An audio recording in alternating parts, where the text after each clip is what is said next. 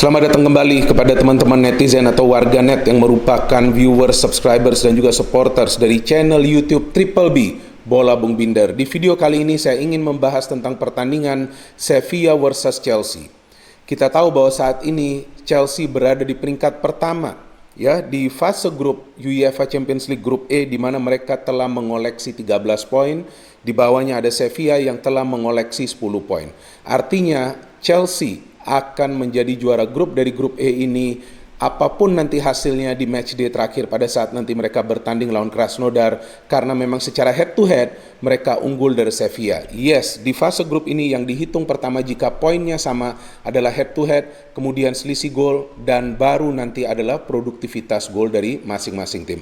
Jadi selamat bagi para pendukung Chelsea bahwa tim kalian atau klub kesayangan kalian justru mengakhiri perjuangan mereka di fase grup UEFA Champions League sebagai juara grup. Apakah ini sebuah kejutan? Bagi saya tidak, ya, karena memang kita tahu bahwa persiapan Chelsea luar biasa dalam urusan membeli pemain-pemain berkualitas, walaupun mereka membutuhkan waktu dalam urusan adaptasi dan penyesuaian, apakah itu dengan strategi atau taktik Frank Lampard atau juga dengan rekan-rekan yang lain. Tapi sekarang kita lihat bagaimana para pemain Chelsea satu sama lainnya sudah memahami chemistry-nya, artinya mereka sudah ada link up yang baik di antara satu sama lain. Artinya chemistry sudah terbentuk dan mereka sudah tahu seperti apa mereka harus mendukung satu sama lainnya di atas lapangan sesuai dengan peran mereka masing-masing. Oke, sekarang yang perlu kita bicarakan yang biasa saya selalu fokus pada saat memang saya berbicara tentang sebuah game ya teman-teman, yaitu adalah tentang starting lineup. Kita tahu bahwa starting lineup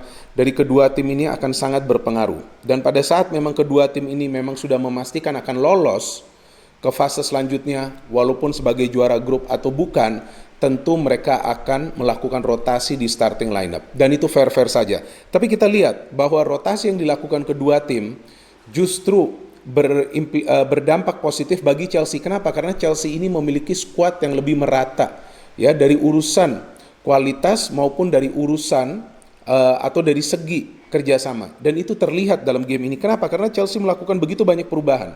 Oliver Giroud yang dimainkan dari awal, kemudian Hudson-Odoi ya tidak selalu dimainkan, Pulisic bisa dimainkan, Kovacic, Jorginho, dan Havertz ya. Havertz akhirnya diberikan kesempatan bermain dari awal setelah cedera, dan sebelumnya ia hanya masuk sebagai pemain pengganti di beberapa game.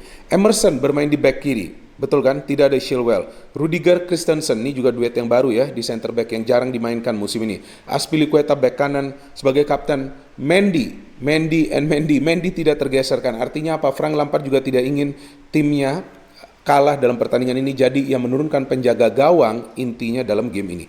Bagi Sevilla juga cukup banyak pemain yang tidak dimainkan di starting lineup, tapi pemain-pemain senior mereka mayoritas dimainkan seperti Jesus Navas, Gudeli, Iwan Rakitic, ya kan kita tahu, kemudian Oscar Rodriguez dan juga Idrissi bersama El Nesri. Memang begitu banyak pemain yang tidak dimainkan oleh Lopetegui karena memang dianggap ya sudah pastilah Sevilla lolos. Tapi saya kira bukan berarti Lopetegui melepas pertandingan ini, karena secara permainan tentu mereka juga ingin memberikan perlawanan bagi Chelsea, walaupun secara kualitas yang tadi sudah saya jelaskan bahwa apple to apple nih ya, para pemain Sevilla jelas kalah lah dengan para pemain Chelsea, bukan hanya dari segi teknik individual mereka, tapi juga dari segi pengalaman. Kan kita tahu begitu banyak pemain-pemain Chelsea yang di line up juga yang biasa bermain bagi tim nasional mereka, bahkan seperti Oliver Giroud yang pernah bermain di Piala Dunia dan juga berhasil mengantarkan tim nasionalnya menjadi juara. Belum lagi kita tahu ada Kai Havertz ya sekarang yang menjadi pemain muda yang diandalkan oleh tim nasional Jerman. Nah, jalannya pertandingan memang terlihat tidak begitu berimbang ya, karena memang Chelsea tampak lebih tajam pada saat memang mereka menyusun serangan karena kerjasama di antara para pemain ini lebih rapi. Tapi yang ingin saya menyoroti adalah bagaimana para pemain Chelsea ini bisa menekan kreativitas dari para pemain Sevilla. Jika teman-teman perhatikan sepanjang game, apakah itu pada saat Sevilla ingin membangun serangan atau pada saat Sevilla ingin defense ya untuk menangani serangan dari Chelsea, terlihat bahwa mereka kalah jumlah pemain. Nah, disinilah saya melihat ada sesuatu yang baru dari Frank Lampard, di mana kita tahu bahwa timnya memang lebih banyak melakukan penekanan hingga ke daerah pertahanan dari Sevilla. Sehingga Sevilla yang kita tahu adalah tim yang biasa melakukan build up play dari kedua fullback mereka menuju ke tengah, sedikit sulit untuk bisa membangun serangan yang cepat. Jadi ketika para pemain Sevilla sedikit sulit untuk membangun serangan yang cepat, maka disitulah mereka tidak bisa mendapatkan peluang-peluang atau tidak bisa menciptakan peluang-peluang yang berbahaya. Saya tidak melihat ada peluang yang begitu berbahaya dari para pemain Sevilla. Bahkan kalau kita lihat dari statistik tuh betul kan, hanya 3 shot on target. Banyak shot mereka ini adalah off target. Dan jika teman-teman perhatikan, seperti tendangan-tendangan spekulasi yang mereka lepaskan. Bahkan Jesus Navas ya kalau tidak salah yang coba melepaskan tendangan dari lini tengah. Pada saat mungkin ia melihat Mendy out of position. Kan ini tidak biasa dari Sevilla. Ya mungkin juga alasannya karena memang banyak pemain inti mereka tidak bermain. Tapi saya kira itu bukan faktor utama. Dan itu tidak bisa dipakai sebagai alasan utama. Ya karena setiap tim tentu perlu memiliki kedalaman skuad jika mereka ingin bermain di beberapa kompetisi berbeda dalam satu musim kompetisi. Itu yang sekarang dimiliki Chelsea. So, how about the goal? Saya suka ini gol-gol yang dihasilkan oleh para pemain Chelsea karena semuanya murni teamwork. Jika tidak teamwork, saya kira Giroud tidak akan bisa mencetak 4 gol dalam game ini. Karena Giroud kita tahu adalah target man. Ia jarang turun ke belakang untuk membangun serangan, untuk ikut terlibat membangun serangan. Tapi ia bisa berada stay di depan untuk memantulkan bola ke pemain lain atau juga untuk melakukan finishing. Havertz kita tahu memberikan dukungannya luar biasa. First pass from Havertz, great goal from Giroud. Kemudian memang Sevilla terus-menerus menahan ya para pemain Chelsea yang juga saya lihat secara individual ini cukup baik. Saya ingin menyoroti nih ya permainan dari Pulisic dan juga dari Hudson-Odoi. Dua-dua bermain di sektor penyerang sayap dan dua-dua ini mencoba terus-menerus memfeeding bola ke Giroud. Justru fullback dari Chelsea ya tidak selalu naik untuk mendukung serangan dan ini cukup bagus. Karena dengan demikian Chelsea juga bisa menjaga agar mereka tidak termakan seandainya ada counter attack dari para pemain Sevilla. Karena memang kan tadi itu ya di awal sudah saya jelaskan bahwa penekanan dilakukan oleh para pemain Chelsea cukup intens hingga ke daerah pertahanan dari Sevilla. Jadi bahaya juga, bisa saja mereka kena counter attack dari Sevilla, tapi saya tidak melihat ada sesuatu yang berbahaya dari Sevilla dari segi coba mereka lakukan counter. Kovacic good pass to Giroud, luar biasa golnya ya, dia chop gitu golnya. Kemudian memang ada pergantian yang dilakukan oleh Frank Lampard memainkan pemain-pemain lain yang inti, Kante, Mount dan Ziyech. Langsung Chelsea bermain 180 derajat berubah, lebih menekan, gila permainannya. Banyak peluang saya kira yang mereka hasilkan. Seharusnya Giroud bisa juga mencetak gol lagi, tapi akhirnya Kante memberikan crossing. Kapan Kante bisa memberikan crossing seperti itu? Jarang banget. Tapi lihatlah, mereka sudah menikmati jalannya permainan. Dan crossing itu bisa disambut oleh Giroud dengan sebuah gol. Dan akhirnya ada juga umpan, saya kira apakah itu dari Kovacic yang memberikan kepada Giroud atau mungkin dari Hudson-Odoi ya crossingnya, saya tidak ingat. Kemudian Giroud dilanggar, apa Mason Mount? Wah lupa saya, ya wajar lah. Ini saya juga belum lama nih tidur nih, baru 3 jam tidur. Kan saya siaran tadi pagi pertandingan Leipzig. Dan akhirnya Giroud dilanggar dan ya wajar lah Giroud yang ambil penalti tersebut. Dan ia mengkonversikan penalti tersebut menjadi sebuah gol. 4 goals for Giroud and 0 for win for Chelsea. Fantastic win. Saya kira bagi Frank Lampard sekarang ia mulai sedikit lega. Pressure sudah sedikit berkurang, saya katakan sedikit karena perjalanan masih jauh. Dan untuk pertandingan selanjutnya di English Premier League lawan Leeds United, itu juga lawan yang berat saya kira, walaupun mereka adalah tim promosi. Frank Lampard bisa lagi fokus untuk menurunkan pemain-pemain intinya lagi dari awal sebagai starter.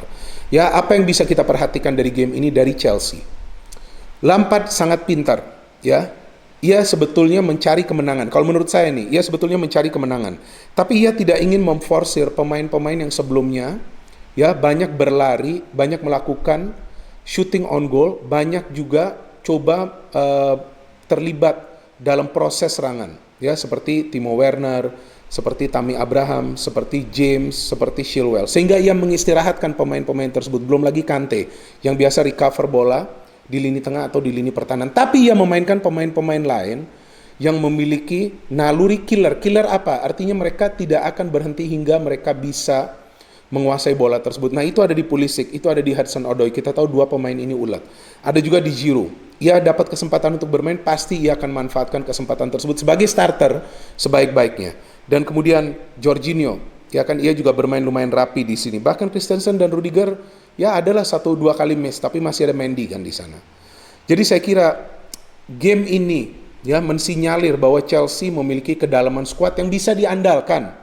Ya, ini tentu memberikan harapan bagi para pendukung Chelsea tentu sebagian besar adalah teman-teman yang menonton video ini dan mendengarkan analisa, di mana saya selalu konsisten dari awal bahwa Lampard perlu memperbaiki defense sudah oke sekarang.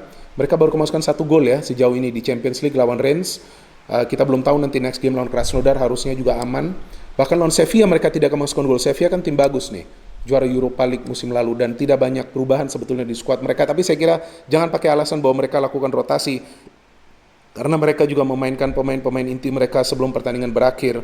Bahkan Lucas Ocampos juga turun, tapi mereka tidak bisa mencetak gol. Jadi artinya memang Chelsea sekarang sudah memiliki kedalaman skuad, kepercayaan diri dari para pemain. Tinggal sekarang bagaimana Lampard menjaga pemainnya agar tetap bugar, dan Chelsea tidak juga mengalami problem sama seperti klub-klub lainnya di English Premier League yang begitu banyak pemainnya mulai cedera. Bahkan banyak yang sudah cedera seperti kita tahu Liverpool. Agar tetap bugar ya bukan saja rotasi, tapi bagaimana para pemain ini juga bisa ditempatkan ya di pertandingan-pertandingan penting sesuai dengan peran mereka. Jadi jangan dirubah lagi ini perannya. Nah, jika itu tetap dilakukan Lampard secara konsisten, ini juga tidak akan menguras tenaga pemain tersebut. Contoh seperti Kante, untuk recover bola saja di tengah. Ya kan, seperti Werner ya, mungkin dia tetap main di kiri, Havertz playmaker, oke, still playmaker. Mount sebagai pendobrak, tetap pendobrak. Nah, seperti itulah kira-kira. So we wait for the next games for Chelsea dan tentunya lawan Leeds United. Terima kasih bagi teman-teman yang telah menonton video ini. No hate, only football. Salam sepak bola.